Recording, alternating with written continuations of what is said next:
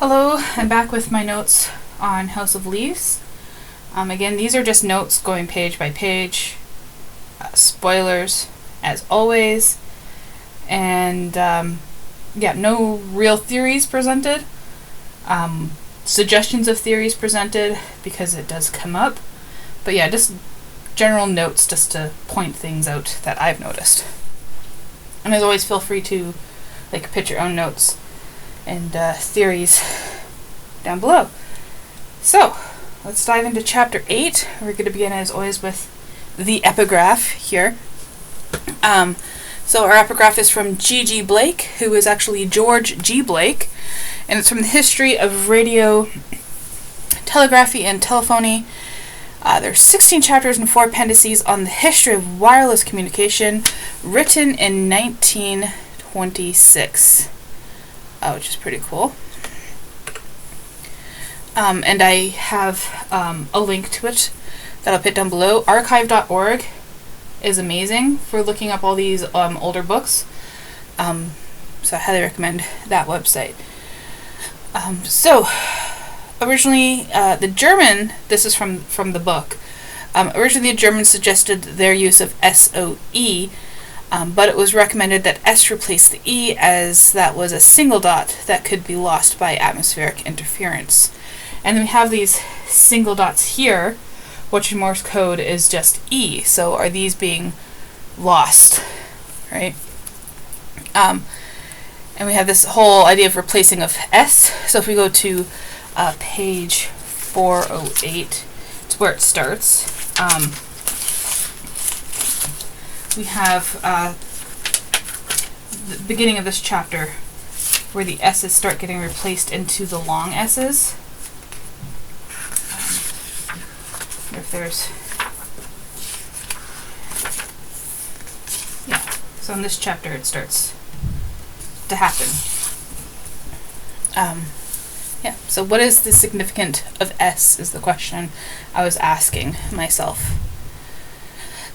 As in regards to the whole chapter, if we instead don't look at the dots, but instead look at the length of the paragraphs, the dots separate the page into long and short short and long things, which would be the short S's and the long O's. So it says SOS, but the last one,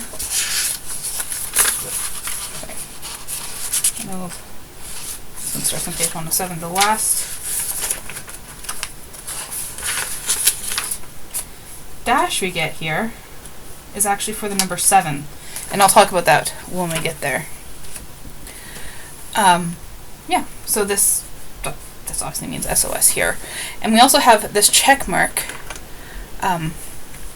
down here, which if you haven't read the Polyphena letters yet may seem strange, but we hop over to the Polyphena letters on page 609. She says here, place in your next letter a check mark in the lower right hand corner. Don't make the check mark too big or too small. So just make it a simple check mark, our little code. And so we have this perfectly sized check mark in the bottom right hand of this page. Okay, the next thing we're going to talk about is the compasses twitching to odd polarities. When the magnetic polarities shift or disappear, what happens is that the Earth is not protected anymore from solar radiation, and the sun, SUN, can cause damage. So if the polarities are shifted, the sun, SON, can cause different damage. Bit of a stretch, but I thought it was interesting nonetheless. Another interesting point, page 97, this page being significant, especially with the check mark, is that there are certain words in the index. If you don't know, the book has an index. And we'll see that certain words, I don't have a certain word picked out, so let's just see if we can find one. Okay, DNE means does not exist. There are 97 words in the index that are categorized as DNE. I don't know what the significance of that is, but I thought it was interesting nonetheless. Okay, on to the next page, page 98. We have this phrase,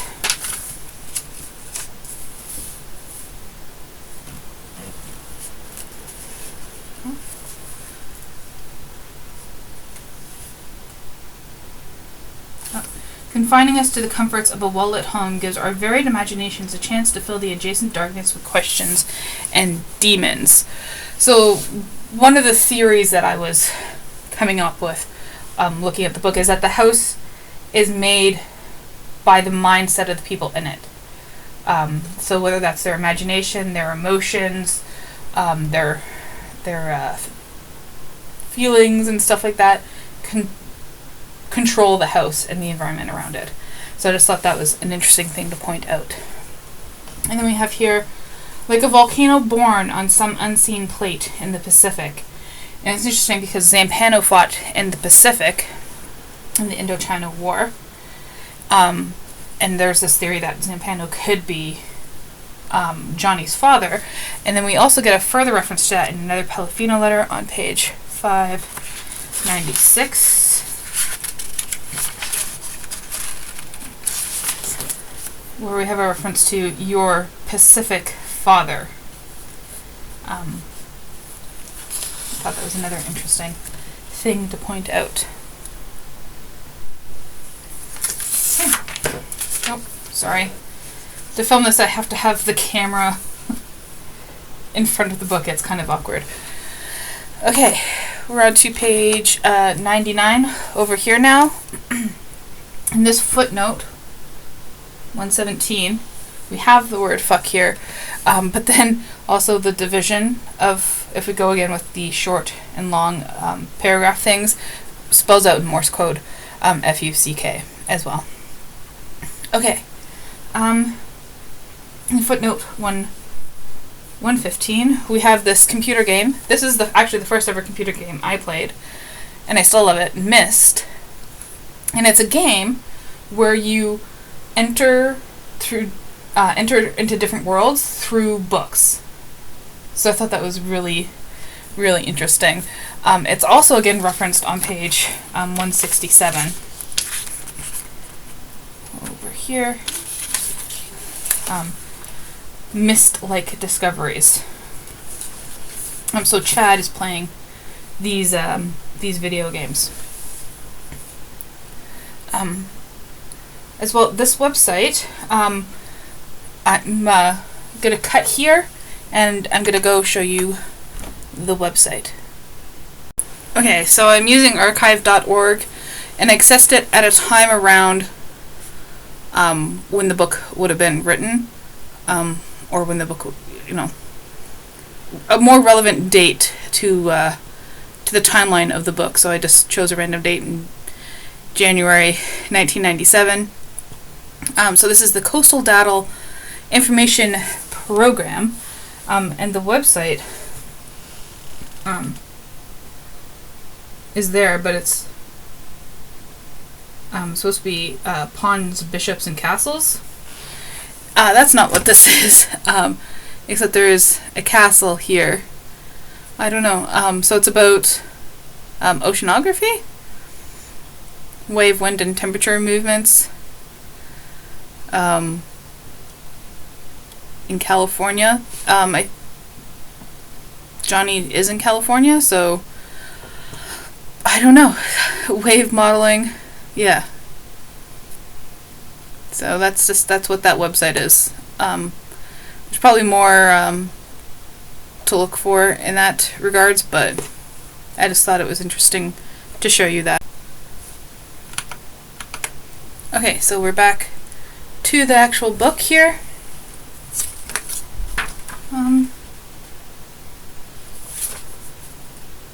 Yeah, nothing really thought on this page, but on this page we have number 7 in the Morse code here, and this was interesting.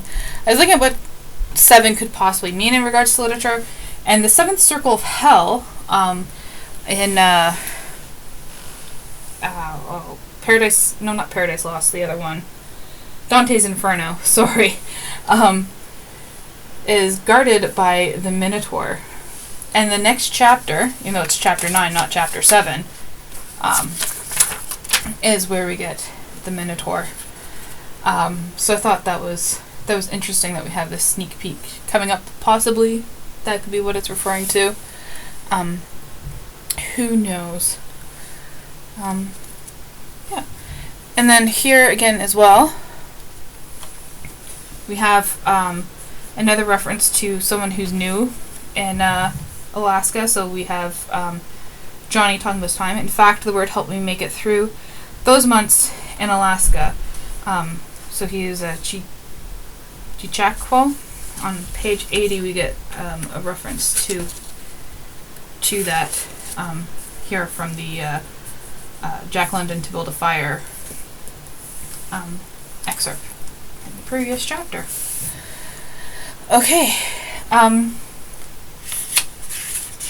Oh, this note about his tooth being split, that's just me working on some other notes that have no relevance to this. And then this Morse code just spells out S-O, as in like so. Okay, on page 104, we get this, the stench of 2 mini, and then slabs of salmon. Both references that are also made in a Pelafina letter on page 607 and 608. So she says down here, the canning business sounds awful. Your description of the stench alone will leave fish in my nose for weeks. So she's been reading this. I shall think twice next time I am offered salmon. Thought that was an interesting reference here. On page 105, we have this notation of unreturned pages. And these could possibly refer to the missing pages in the appendices and the exhibits. I won't show you them now because this is appendices missing.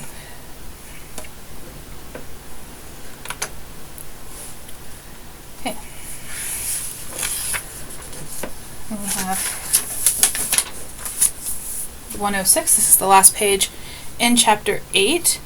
So we have this reference: a stranger place where letters, let alone visits, never register. And we get Pelafina at the whale stow. She sometimes doesn't remember Johnny visiting. She just sometimes doesn't remember getting his letters. So this could be a reference to Pelafina, and then maybe that's confirmed in this next phrase: a German homonym for the whispered word, which would be mutter. You know, you mutter a word, and mutter is German for mother, taken, lost, and gone. And then down at the bottom here, we have a warning. If you want my opinion, you just need to get out of the house. Yeah. So that's it for chapter 8. That's a short chapter. Chapter 9, I'm going to decide how extensively I'm going to go into it, because there are a lot of footnotes and a lot of different references and stuff, and that's probably why it took me so long to get there, because I was working on that chapter for a long time. So expect a long video there, and let me know your notes and ideas about chapter 8, and thank you for watching.